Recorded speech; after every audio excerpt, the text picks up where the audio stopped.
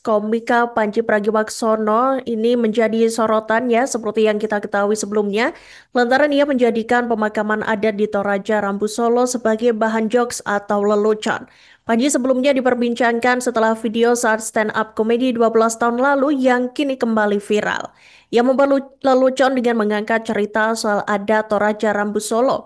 Video lawas itu akhirnya memicu kemarahan Tribuners utamanya dari lembaga adat Tonggonan Adat Sangtorayan atau TAS. Beredar juga narasi bahwa Panji sudah dijatuhi sanksi adat. Ia diminta membayar denda berupa 48 ekor binatang ternak terdiri dari kerbau dan babi.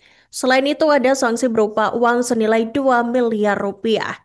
Namun di sisi lain, Sekretaris TAS yakni Roni Parasa menegaskan bahwa hingga saat ini belum ada denda adat yang resmi dijatuhkan kepada komika Panji. Hal tersebut dikarenakan pihak TAS dan Panji belum melaksanakan pertemuan. Dan di sisi lain, Tribuners TAS juga belum memastikan apakah Panji melanggar hukum adat atau tidak dalam kasus Jokes Rambu Solo ini. Ketua TAS Benyamin Tandialo dalam kesempatannya mengakui bahwa pihaknya tidak serta-merta bisa menjatuhkan sanksi adat.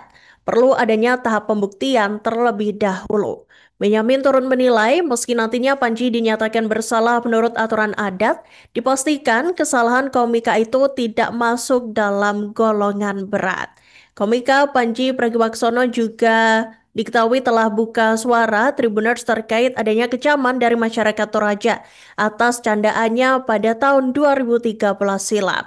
Pria kelahiran Singapura tersebut juga telah meminta maaf sebesar-besarnya pada masyarakat Toraja. Dan itu juga kita ketahui melalui video yang diunggah oleh Panji di Instagramnya. Diketahui Tribuners Panji ini menyatakan siap menjalani dua proses hukum yang sudah berjalan, baik proses hukum negara maupun proses hukum adat. Panji juga bersedia bertemu dengan perwakilan 32 wilayah adat Toraja untuk membahas mengenai masalah ini.